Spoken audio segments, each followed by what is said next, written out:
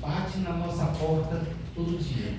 É uma doença que às vezes a gente titubeia no diagnóstico, né? Quem não conhece. Os nossos pacientes que sofrem, tanto os pacientes veterinários, né? Quanto os pacientes humanos que sofrem da doença, né? Às vezes a dificuldade que a gente tem para o diagnóstico, o tempo que se leva para se pensar na esporotricose, o tempo que se leva para iniciar um tratamento, às vezes uma lesão que é pequena, quando a gente vai começar a tratar a lesão da extensa, né? Que às vezes precisa de um medicamento, às vezes até de tratamento endovenoso, um tratamento mais caro, mais custoso, que tem efeitos adversos maiores. Então, a gente tem que entender um pouquinho da doença, então eu vou tentar hoje falar com vocês, perpassar pela doença, desde a parte epidemiológica, falando sobre o fungo, né, esse fungo novo, que é super novo para a gente, né, falar um pouco das manifestações clínicas, como a gente faz o diagnóstico e como a gente faz o tratamento e as sequelas, que às vezes a gente deixa de discutir sobre isso, mas as sequelas da doença são importantes a gente entender como é que são essas sequelas e o que é que elas podem deixar de permanente nesses pacientes. Tem uma dermato aqui, não sei se tem mais algum dermatologista aqui na sala, mas a gente vê as sequelas de lesões cutâneas, né, cicatrizes que a esporotricose deixa nesses pacientes, que muitas vezes isso também os angustia, né? Isso também traz para eles como é que eu posso melhorar essa cicatriz, como é que eu posso deixar essa cicatriz menos evidente do que ela está, né? Então, é um pouquinho sobre isso que a gente vai conversar. Então, esse aqui é o meu conflito de interesse, tá? Eu não recebi nenhum auxílio financeiro por parte de nenhuma empresa privada, nem de órgão governamental para discutir sobre o tema, sobre esporotricose. Eu tenho uma parceria com essa empresa chamada Bidiagnóstico, que é uma startup, que eles desenvolveram um teste para diagnóstico sorológico da esporotricose, mas a minha parceria com eles é de pesquisa, né? Ajudei a validar o teste deles, é de uma pesquisadora daqui de São Paulo, que era do Rio de Janeiro. O Vinícius a conhece, né, Vinícius? A Leila. Eu só coloco isso para mostrar que, da minha isenção dessa minha apresentação. Próximo, por favor. Então, quando a gente pensa no histórico da doença, não, então tudo bem. Quando a gente pensa no histórico da doença, né, então, o primeiro caso de esporotricose em humanos foi em 1898, isso lá nos Estados Unidos, quando um estudante de medicina, né, ele descobriu uma lesão no paciente que era causada por um fungo. E aí ele descobriu que era a esporotricose, e que era causada por um fungo. Em 1900 se nomeou esporotricose shake. Então, esse foi o primeiro caso descrito de esporotricose em humanos. A primeira descrição em roedores já foi em 1907, isso aqui é uma coisa super importante no momento atual, porque como a gente vê que a esporotricose é uma doença que é uma transmissão zoonótica no momento, com o envolvimento importante do contato com o gato, e já tem estudos mostrando que onde você tem uma maior população de ratos, você tem uma maior frequência de esporotricose felina. São dados da Baixada Fluminense, do pessoal do Rio de Janeiro, mostrando claramente essa interação entre o aumento de esporotricose felina com a população de ratos. Então, essa relação é próxima, mas isso a gente já sabe que desde 1907 a gente sabia que o esporotrix ele infectava roedores. E a primeira descrição de uma doença zoonótica em felinos nos Estados Unidos foi em 1952. Então, não é uma coisa tão nova para a gente, né? É uma coisa que para a gente aqui no Brasil sim, mas a gente já discutia isso anteriormente como uma doença de transmissão zoonótica com a participação de felinos. No Brasil, a primeira descrição de transmissão da forma zoonótica foi em 1955. E aí começa a grande situação problemática, né, da esporotricose por felinos no Rio de Janeiro, no final da década de 90, em que aí a gente começou a ver a transmissão para humanos. Foi quando teve a exclusão de casos de esporotricose humana e, posteriormente, foi descoberto que este fungo que estava causando a esporotricose felina, causando doença humana, que no passado a gente conhecia todo mundo como Sporotrix chique, a gente começou a ver que era um complexo. E, logicamente, utilizando métodos moleculares mais apurados, começou-se a identificar uma outra espécie de Sporotrix. E aí foi definido como Sporotrix brasiliensis, que é o fungo hoje, a espécie que é responsável por causar a esporotricose humana na transmissão zoonótica com envolvimento de felinos. A partir de 2007 a gente começou a ver a esporotricose felina. A partir de 2011 a esporotricose humana felina entra no estado de São Paulo, principalmente no município, eu vou mostrar um pouquinho mais para frente. E a partir daí a doença começa a se espalhar para o Brasil inteiro, indo para a região sudeste completamente, para toda a região sul. Em 2019, já com registro de casos de esporotricose na região norte, né? E mais recentemente a gente vendo a esporotricose indo para os países da América do Sul. Então hoje a esporotricose não é só um problema de saúde pública no Brasil, mas é um problema de saúde pública em outros países da América Latina, Argentina, Uruguai, Paraguai, que a gente tem a ocorrência de esporotricose felina e de esporotricose humana. E é interessante porque é o mesmo fungo, é o Sporotrix brasiliensis, que está causando toda essa disseminação da doença ao longo do continente americano, da América do Sul, no México também está. Isso é importante porque a gente tem que olhar a doença num contexto de uma só saúde. A gente não pode olhar a esporotricose somente no contexto de doença humana. A gente tem que olhar a questão da saúde humana, a gente tem que olhar a questão da saúde veterinária, principalmente do gato, e hoje, né, Vinícius, se discute um pouquinho sobre a participação, talvez, de infecção de cães. A gente não sabe como é que isso está ainda, mas a gente já tem registro de casos de transmissão por cães, né, ou cães infectados com Sporotrix brasiliensis. É um problema a mais para a gente, que a gente tem que começar a olhar nesse circuito de transmissão zoonótica da esporotricose. E aí a gente começa a ver que esse fungo ele é um pouquinho diferente, né? A gente tem que olhar o ambiente também. Então, a saúde humana, a saúde veterinária e a saúde do ambiente. A gente não pode olhar fora desse contexto, né? Se a gente quiser fazer um controle da doença. Próximo. E aí, quando a gente vê, então, aquilo que é a primeira descrição, né? Foi esse estudante de medicina, Benjamin Schenck, que descobriu nos Estados Unidos. E eu só queria trazer isso aqui interessante. Acho que é bom, às vezes, um pouquinho da história da gente, né? Então, os primeiros casos registrados no Brasil foram descritos em 1907 por Adolfo Lutz e Alfonso Splendori. E aqui é o registro da publicação desse primeiro caso, desses primeiros casos de esporotricose como doença zoonótica também. Antigamente a gente conhecia muito como doença de jardineiro, né? Eu nunca me esqueço de um caso que a gente viu lá no Emílio, que em frente ao Emílio Rio, não sei se vocês conhecem, lá tem um cemitério do Araçá e próximo tinha umas floriculturas, né? O pessoal faz para fazer coroas ou rosas que eram entregue lá. E a gente viu, um dos casos lá era do cara que era cuidava das rosas, né?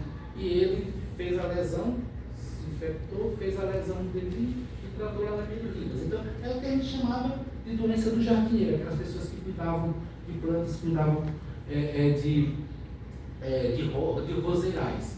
E a doença, a gente começa a ver, na verdade, ela começa a ter um contexto muito maior, né? Quando a gente pensa a esporotricose, né, num contexto de uma doença muito mais complexa, onde a gente vê no final a infecção de humanos e a infecção de animais, a gente vê que várias coisas concorrem para que essa doença avance. Então, por exemplo, quando a gente olha, né, a adaptação dos patógenos a uma nova espécie, né, essa coisa do salto, né? Então, antigamente a gente via uma transmissão clássica da esporotricose, pelo esporotricose, era a pessoa que fazia inoculação, porque se contaminava por manipular terra ou manipular plantas, né? A gente vê esse fungo causando doença em gatos. causando doenças em animais e fazendo uma nova ciclo de transmissão um pouco mais importante. Então, esse salto é outra coisa importante. Um outro problema é a alteração nas práticas de manejo ambiental. O que a gente vê de animais circulando, né, e o trânsito hoje é muito mais fácil, né, de gato que sai daqui, Ficou que bem, vem né? pra cá, cães que vêm daqui, que vão para lá, né? A gente vê que isso é um problema. Um outro problema interessante é em relação à virulência desses novos patógenos. Então, hoje, comprovadamente, o Sporotrix brasiliensis ele é muito mais virulento do que o Sporotrix schenck, que a gente conhecia, ou do Sporotrix globose. Então, a patogenicidade do Sporotrix brasiliensis ela é muito maior do que do Sporotrix schenck que a gente tinha no passado. Então, esse é um outro fator. A questão do que a gente tem de animais, né?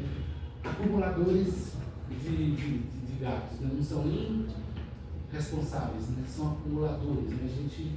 Eu estava na reunião que teve quando eu fui outubro, mês passado, e uma veterinária que é lá de São Paulo, do município de São Paulo, ela falando, Ângelo, a gente foi numa casa lá porque tinham gatos lá e pessoas contaminadas.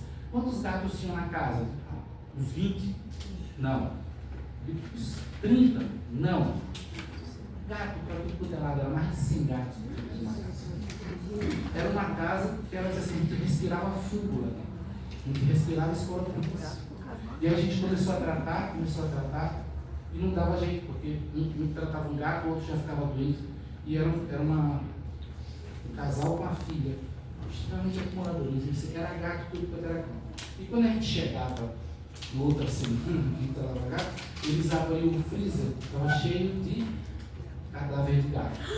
Então, assim, era uma coisa, logicamente, que a saúde mental ainda está super envolvida, você tem que trabalhar também essa parte. Mas mostrando que essa coisa de acumuladores de animais, isso também é um problema seríssimo no contexto da transmissão e da perpetuação da doença.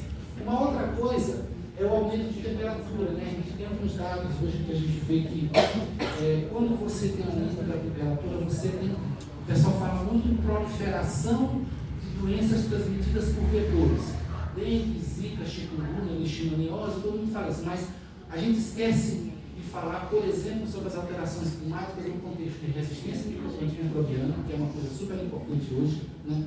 Nas doenças fúngicas, porque principalmente nesses fungos dimórficos, que você tem alteração de temperatura, você pode favorecer mais a proliferação do fungo no ambiente. Aqui tem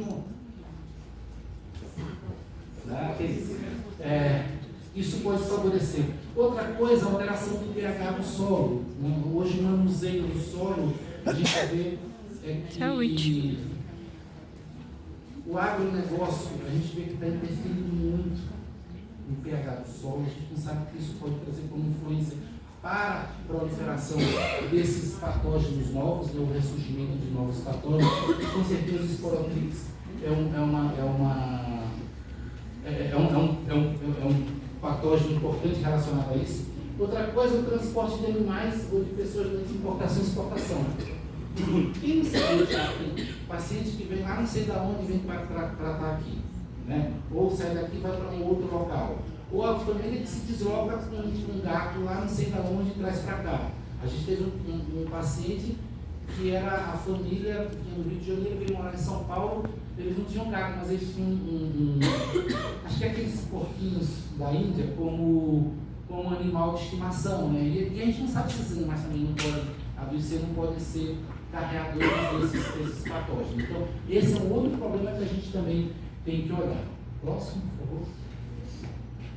E aí, quando a gente vê, né, todos esses fatores, a gente vê que a doença começa a se espalhar, né? A doença começa a ter uma carga mundial. Então, se a gente olha aqui nesse mapa, quando a gente olha aqui a carga da esporotricose, a gente vê aqui que no Brasil e na América do Sul como um todo, né, e na América até subindo um pouco mais, a gente já vê a carga da doença como uma carga alta, elevada. Quando a gente olha para cá, a gente vê que alguns países da África, né, alguns países da Ásia, a gente também tem uma carga média a elevada da esporotricose. Logicamente quando a gente olha para cá e olha para cá, a gente vai ter diferença de patógenos. São espécies diferentes que estão causando esporotropose nessa população humana. Você tem casos mais de população humana. Mas, certamente, quando a gente olha isso, por a doença não ser uma doença que às vezes do ponto de vista de mortalidade, ela tem um papel tão grande, e às vezes e muitas das vezes é uma doença que não é de notificação compulsória em vários locais, talvez a carga da doença seja muito mais elevada do que essa que a gente está colocando aqui. Eu tenho quase certeza absoluta que se a gente for aprofundar na questão de notificar os casos, a gente vai ter muito mais casos de esporotricose humana, né, do que a gente tem hoje até o momento notificado. Então a gente vê, né, aqui no Brasil, isso aqui é muito interessante, que é como é que essa doença era e como é que ela aumenta. Né? Se a gente pegar essa série histórica, desde 1900 até 2020, olha só, a gente não tinha praticamente aquela doença de jardineiro, que aumenta um pouquinho, que aumenta um pouquinho, aqui no final da década de 90 já vai aumentando e ó, dispara o número de casos de esporotricose humana. Então, quer dizer, a doença se espalhando, né, em todo o território nacional. Isso aqui é somente o que é reportado na literatura. Né? Isso aqui é revisão de publicações, são casos que são descritos em congressos da área de saúde, mas a carga da doença a gente não sabe. A real carga da doença no Brasil a gente não sabe. Até porque é uma doença que começou a ser de notificação compulsória no Brasil a partir de fevereiro de 2025, uma doença de notificação compulsória a partir do começo desse ano, e aí a gente vai ver realmente a carga e a importância da doença. Quando a gente olha para esse lado, e hoje eu estava conversando com o Vinícius, ele estava falando do trabalho aqui de cada 8 gatos, né, você tem pelo menos um caso humano, pelo menos inicialmente, uma amostragem que ele está fazendo da carga da doença veterinária humana, a gente vê isso muito aqui, né? A doença muito se espalhando em felinos, também em cães, né? E certamente, onde a gente vai ter mais casos felinos, certamente a gente vai ter mais casos humanos aparecendo. Então, é uma doença que está se espalhando, começou aqui sudeste e sul, mas ela está aqui, ó, já está na região nordeste. Pernambuco é o país que tem uma alta concentração de casos de esporotricose. O Amazonas é um outro que está estourando. Então, no Amazonas, eu tenho um amigo meu que é de lá, e até pouco tempo ele trabalha muito com leishmaniose. E aí ele disse, Ângelo, cara, tu já viste esporotricose? Eu digo, por que, Jorge? Eu disse, rapaz, começou a aparecer um caso aqui para mim, eu nunca tinha visto. Tudo para a gente é leishmaniose. Eu estou até agora achando que eu estou fazendo diagnóstico errado. Não? Rapaz, aumentou o número de casos. Aí, conversando esse ano com ele, o número de casos de esporotricose em Manaus estourou no estado do Amazonas, por exemplo. Então, assim, é uma doença que se espalhou por todo o território nacional. Então, é uma doença hoje que a gente tem que ter esse olhar, e é uma das únicas micoses, é a única micose hoje que é de notificação compulsória do Ministério da Saúde. Até o pessoal da Paracopo fica brincando para. Tem até um documento que é para tornar a paracoxoglicose também de notificação compulsória. Então é um problema que a gente vai ter que olhar. Próximo. E quando a gente vê a distribuição, né, de casos reportados aqui, de transmissão zoonótica na literatura científica, olha aqui a carga. Isso aqui é até 2019, mais ou menos. Ó. Rio Grande do Sul, São Paulo, Minas Gerais, Espírito Santo, Rio de Janeiro e Alagoas com uma grande carga, né? Alguns estados já reportando casos felinos da literatura, Mato Grosso, Paraná, Santa Catarina, onde a gente já tem transmissão humana, e alguns estados ainda sem reportar casos, né? Tocantins, Maranhão, Piauí, Ceará, Goiás, mas hoje não é mais esse quadro que está pintado. Né? A gente vê que se a gente for olhar como esse quadro está pintado hoje, ele está completamente pintado de uma forma diferente, praticamente com transmissão humana em todos, autóctone, em todos os estados brasileiros. Somente não foi reportado, se eu não estiver falando besteira, somente que eu não vi reportado foi no estado de Tocantins. Mas talvez por uma questão de não ter sido notificado. Agora, talvez ano que vem, daqui uns 2 anos, a gente vai ver realmente esse mapa real de como vai estar um número de casos espalhados no Brasil inteiro por ser uma doença de notificação compulsória. Isso aqui é só uma evolução, né? Mostrando o número de casos de esporotricose aqui em 1950. Olha que São Paulo já tinha, aquele que é o Adolfo Lutz, o pessoal já tinha reportado anteriormente, aqui na década de 50 já tinha, antes da década de 50, que é até 1999, como a doença vai se espalhando, 2010, olha só. Então, não tem mais, né? Acho que isso aqui mostra claramente como é que a doença está no país inteiro. Roraima, que não tinha caso reportado. Não falei. Tocantins, mas é Roraima. Próximo. E no município de São Paulo. A gente sempre pode fazer essa fala aqui, que é por onde tudo começou no município de São Paulo. Não sei se vocês conhecem essa região. É a região na rua Caetituba e Itaquera. Isso foram os primeiros casos que foram reportados de esporotricose felina. Tá? Essa é uma foto aqui da Elizabeth, a Betinha, que algumas pessoas conhecem, uma veterinária lá do CCZ de São Paulo. E aqui era um caso, era essa rua onde foram os primeiros casos de esporotricose felina. Eu sempre falo que os veterinários foram responsáveis por a gente aumentar o número de casos de esporotricose humana. Né? Por que aconteceu? Eles começaram a ver os gatos, começaram a fazer diagnóstico nos gatos e nos procuraram para fazer um ambulatório de referência para atender os responsáveis pelos animais. Não tinha. E aí eles falaram para a gente, não, tudo bem, então a gente vai começar a fazer busca ativa. Eles começaram a fazer busca ativa. Então, quem na verdade diagnosticou os primeiros casos de esporotricose humana no município de São Paulo não foi médico humano, não foi médico veterinário. Porque eles que faziam a suspeita, confirmavam no gato e faziam a suspeita nos responsáveis, porque tinha a lesão cutânea e tinha tido contato com o gato.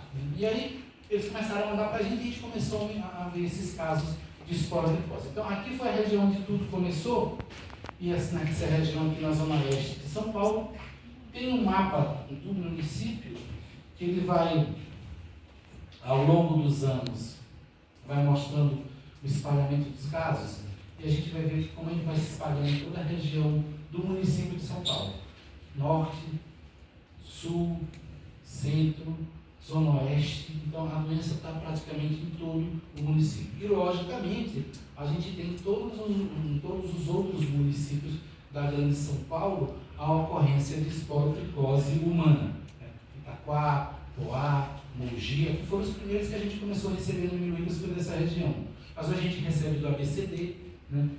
Tem até de regiões mais distantes do litoral sul de São Paulo também. Então assim, a doença está se espalhando também, não só do ponto de vista do territorial do país, nos vários estados, mas se a gente olhar para o estado de São Paulo, ela está se espalhando em vários outros municípios.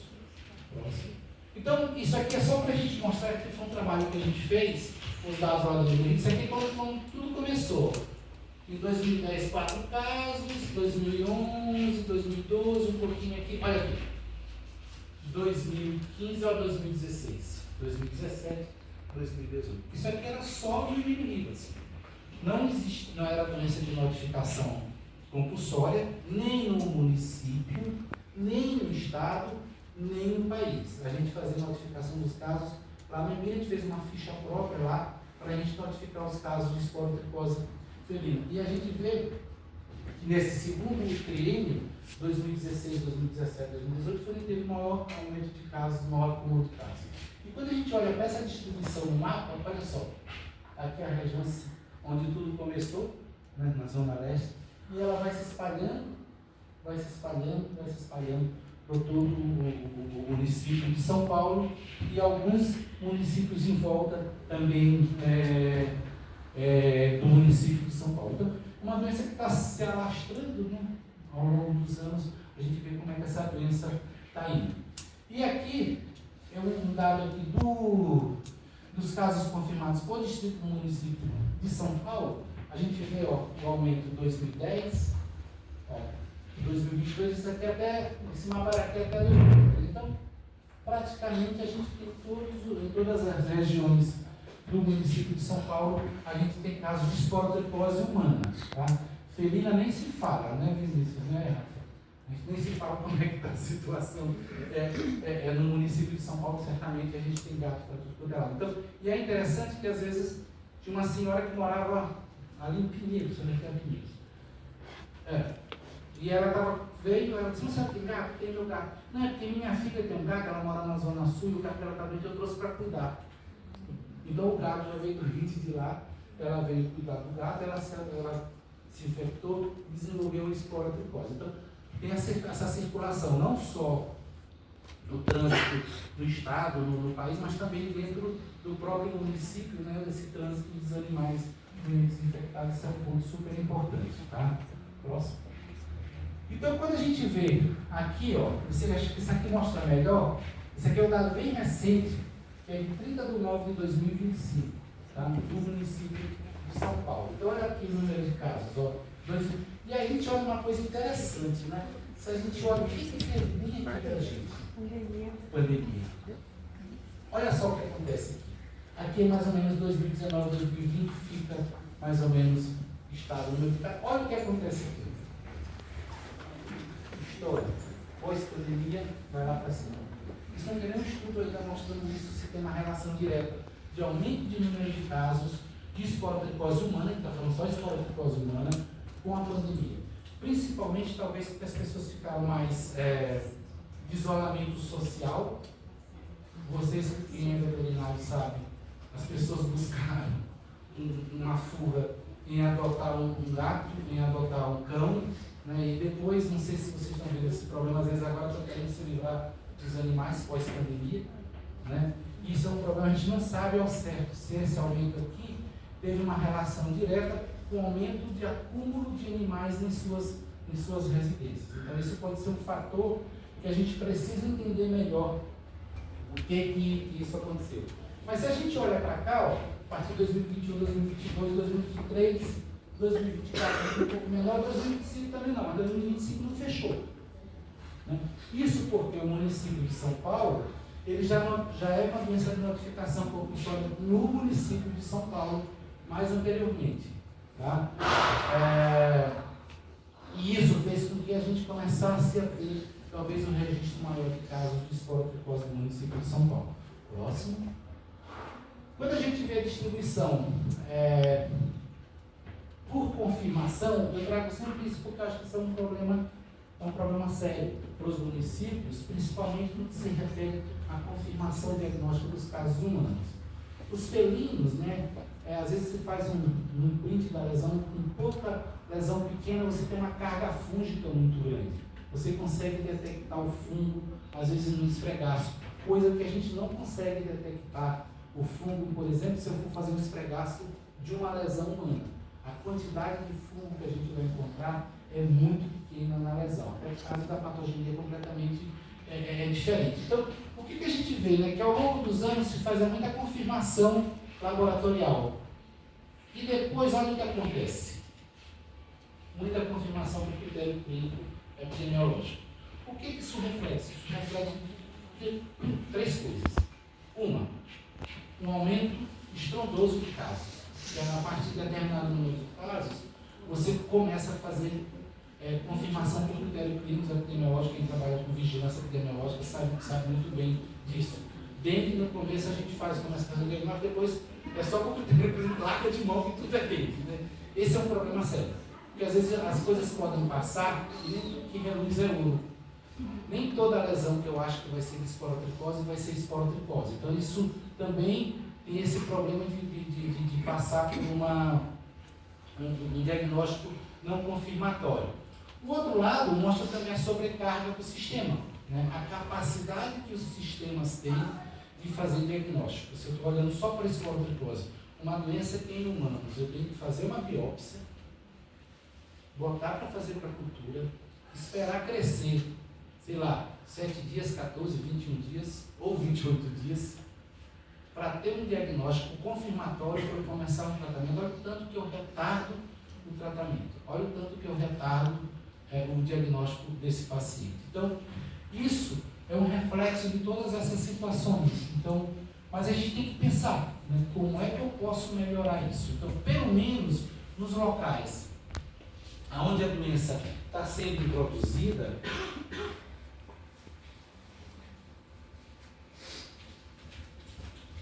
nos locais onde a doença está sendo introduzida, seria importante que no início a gente conseguisse fazer o diagnóstico microbiológico, conseguisse identificar que ali tem um fungo, que ali é Sporotrix, né? Se fosse melhor, dizer que é Sporotrix brasiliensis, mas hoje a gente já tem muito isso, esse circuito de transmissão fechadinho. Então, os primeiros trabalhos que o pessoal fez em São Paulo já definiu que era brasiliensis, a gente fez o trabalho também que a gente detectou que humanos é brasiliensis, então esse vínculo de cão com brasiliensis, ou gato com Sporotrix brasiliensis, humano com Sporotrix brasiliensis, a gente praticamente fecha um ciclo, tá? Mas a gente tem que desconfiar às vezes, né? Porque às vezes a gente tem casos de pacientes que tem uma esporotricose clássica, né? A gente começa a tratar com um medicamento, itraconazol, por exemplo, e esse paciente não responde adequadamente ao tratamento. Pode ser que seja um problema que a gente está começando a ver, que é de resistência, a gente vai falar um pouquinho mais na frente, ou pode ser um problema relacionado com outras espécies que não respondem muito bem ao tratamento com itraconazol. Então, só ficar com esse alerta, não que para todo mundo a gente vai ter que identificar, não é impossível, ninguém faz isso, a gente não faz isso no Miluricas, apesar de ter um suporte, a gente não faz isso para todos os casos, a gente faz muito isso em questão de pesquisa, tá? Mas isso é importante a gente ter em mente que isso pode ocorrer. Próximo. Então, quando a gente vê aqui, ó, o coeficiente de incidência de esporotricose humana por regiões de São Paulo, 2010 a 2025, né? Isso aqui é na zona oeste, olha aqui, ó, dispara, né? Próximo. Aqui na região central, com esses picos, olha aqui, interessante, né? De casos de esporotricose humana, de incidência de esporotricose humana, próximo. Aqui na região norte, um aumento, olha só, onde está se espalhando muito a doença, provavelmente. Próximo. Na região sudeste, também, né, já caindo um pouquinho aqui em 2024, 2025, próximo. Na sul, né, já tem passado, próximo. E na zona leste, próximo. Acho que era isso. Então isso é super importante, às vezes no local, no município, para a gente ver, né, principalmente no município populoso como é o município de São Paulo, e até para se fazer ações de saúde pública direcionadas, a gente saber onde é que está a minha maior incidência da doença, como é que está o comportamento da doença nessa determinada região.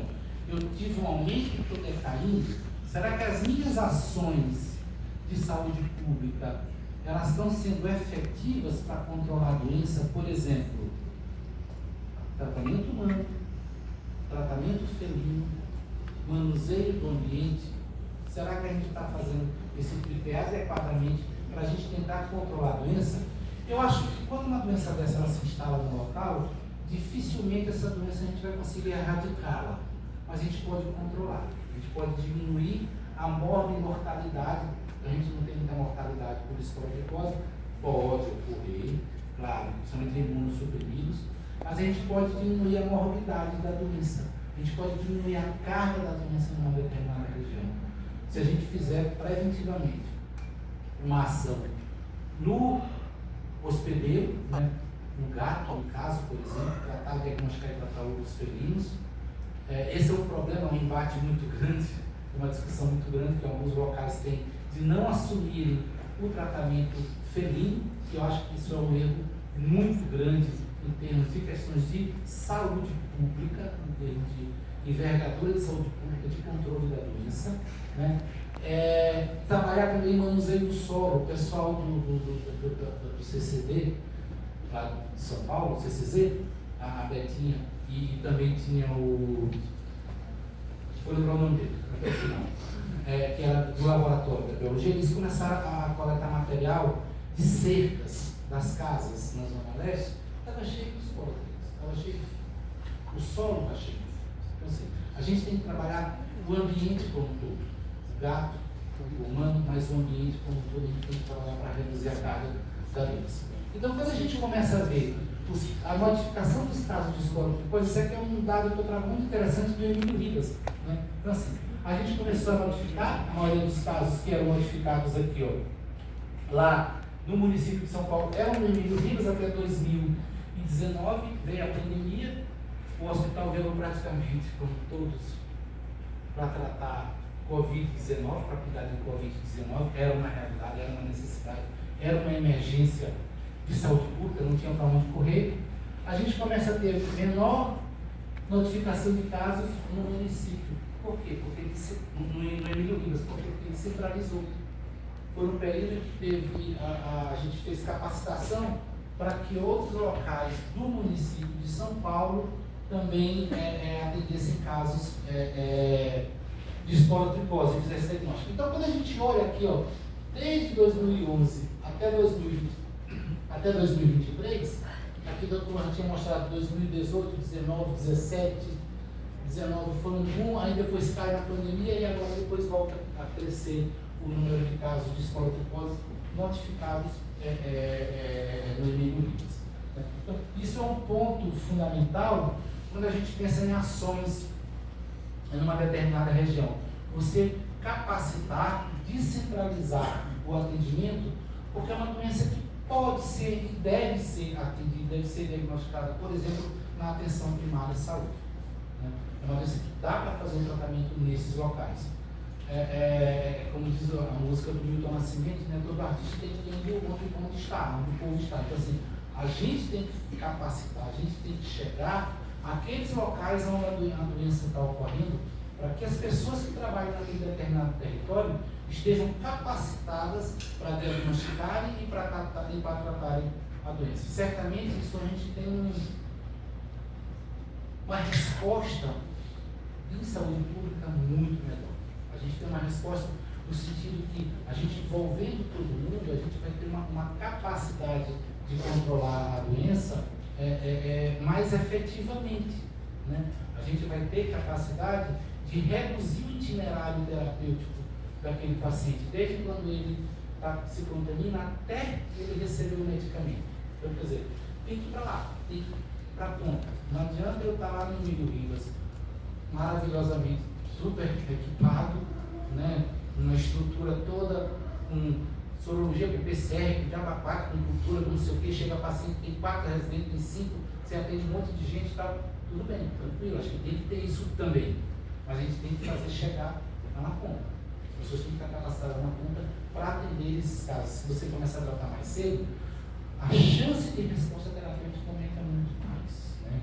A gente costuma ter um melhor desfecho para esses pacientes. O próximo. Isso aqui é mais recente, foi o total de casos no Emílio Ribas em 2024. Se vocês viram lá em 2023, foram 84 casos. Olha aqui, ó.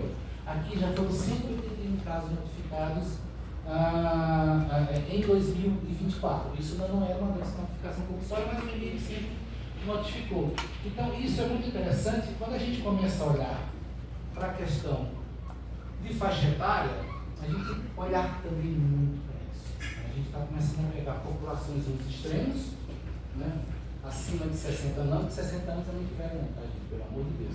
Mas a gente está pegando população aqui de 60 anos e está pegando crianças, população pediátrica. A gente tem que olhar para isso.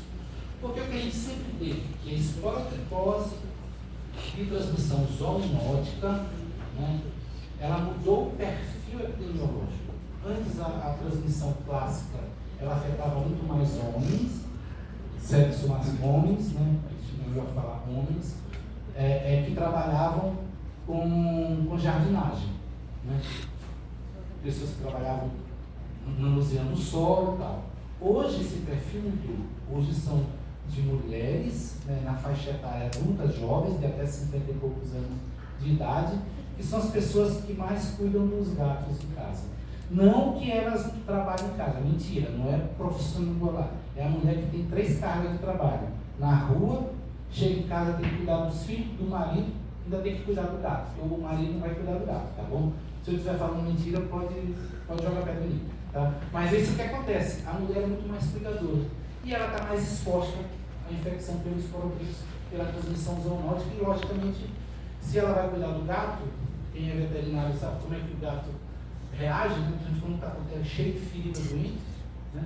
Infelizmente a gente pega, já está muito acometido, pode até pegar anteriormente, mas a gente vê que é uma população que se infecta mais e que adoece mais, que é justamente essa população que a gente vê aqui. Mas se a gente olhar, são só os dados do Emílio Ribas, a gente vê essa população aqui, acima de 60 anos, que a gente tem que começar a olhar para essa turma, porque é uma pessoa com muita comorbidade. Isso a gente vai ter problema de interação medicamentosa, né?